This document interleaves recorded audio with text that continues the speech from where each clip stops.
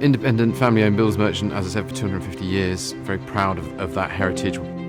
So we sell everything you need to build a house. That's our role. And if you take it into its more basic format, what we actually do is we break bulk and then we do the final mile delivery.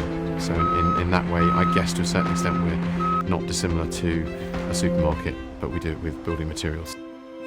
Biggest challenges today are, right now, clearly there are some significant cost challenges. So we look at cost of energy. So our model, much as we encourage people to come and collect stuff from our stores, we run a fleet of 120 lorries. So the cost of that, the cost of heating, all that kind of stuff. So that's definitely right now, it's a challenge of saying, right, actually just to stand still, we've got to absorb all of that.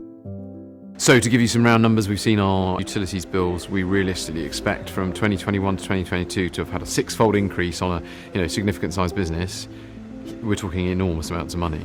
So the question is now, how do we mitigate that?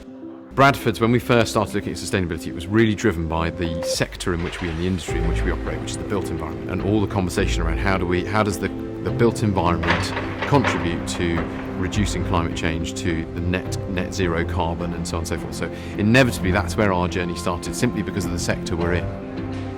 What's our carbon footprint? How do we reduce that? What can we do? What are the measures we can take to reduce that? And then looking beyond that and saying, well, actually sustainability is a bit bigger than that. Sustainability is all about balancing people, planet and profit. So we now have a relatively well-developed sustainability strategy that incorporates all three of those. And I think it's really important when we talk about solar panels that are going to go on the roof.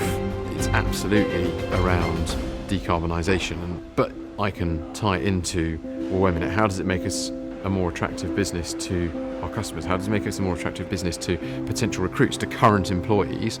It's a very visible, conspicuous measure, putting solar panels on the roof, to anyone going past going, that business are on the case.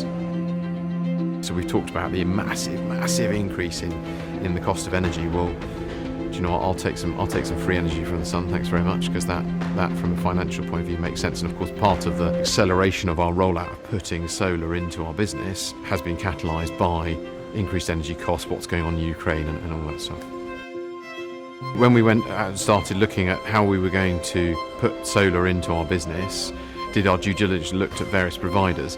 What I can say with authority is that gbnrg are very proactive, come and try and help us solve the problem very urgently, if you like. There's a sense of urgency. There's also a sense of being able to kind of get on and then deliver the solution. And in that respect, that's kind of what we needed, was someone who was going to get on and provide us with the solution and get on and do it. They probably don't want me to talk about the fact that they're also very good value. But I think there's just a simple thing here around making sure that we're harnessing those renewable sources and doing the right thing. That's a pretty inoffensive method of generating electricity.